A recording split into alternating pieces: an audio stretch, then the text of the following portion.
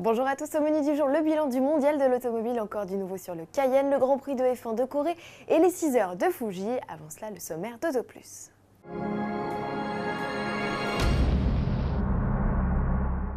Le salon de l'automobile de Paris vient de fermer ses portes. Vous avez lors de votre visite peut-être craqué sur une nouveauté.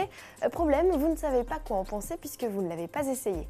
Auto Plus vole à votre secours et vous propose dans son édition 1258 en kiosque du 15 au 21 octobre 100 essais nouveautés de la Volkswagen Golf 7 à la Mazda 6 Break en passant par les Opel Astra OPC, Kia Ceed SW, Volvo V40 et bien sûr les stars françaises Renault Clio 4 et Peugeot 208. Également au sommaire de ce numéro, une enquête sur le train de vie des ministres. Un numéro donc disponible en kiosque et sur iPad via l'application Auto Plus HD. La cuvée 2012 du mondial de l'automobile reste un bon cru. Vous êtes 1 231 416 visiteurs à avoir foulé les moquettes du salon parisien. L'événement automobile reste le plus fréquenté au monde malgré une baisse de la fréquentation de 2%. Côté constructeur, le bilan est également à la fête avec un nombre de prises de contact en hausse de 10 à 30% selon les marques. Plus de 20 000 contacts ont ainsi été enregistrés chez Renault et 17 000 chez Peugeot. Chez Citroën, l'essai est transformé avec 3 500 bons de réservation rédigés, c'est 30% de plus qu'en 2010. Enfin, les modèles hybrides et électriques auront eu du succès. La piste dédiée aux essais enregistre 8 000 rotations, soit le double de 2010. Le salon vous a plu? Vous en voulez encore? Alors rendez-vous dans 2 ans, du 4 au 19 octobre 2014. Entre-temps, les constructeurs se donneront rendez-vous à Lyon du 5 au 13 octobre 2013.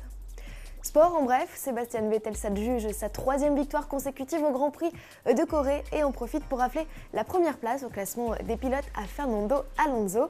L'Espagnol, ex-leader, limite toutefois la casse en prenant la 3e place derrière Mark Webber. 6 points séparent désormais le pilote Red Bull de celui de la Scuderia. Prochaine étape, le Grand Prix d'Inde le 28 octobre prochain.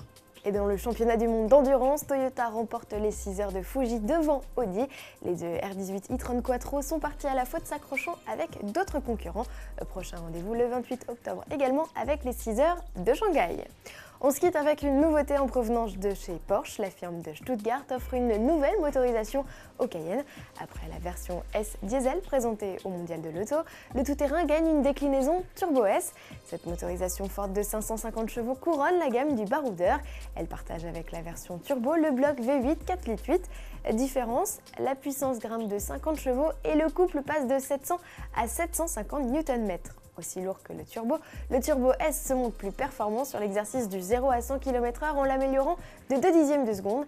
La vitesse maxi atteint quant à elle les 258 km/h, soit 5 de mieux que le classique turbo. De la puissance en plus et un tarif en hausse forcément. Le Turbo S est proposé à partir de 153 604 €, soit environ 36 000 € de plus que le turbo, arrivé en concession en janvier 2013. À demain!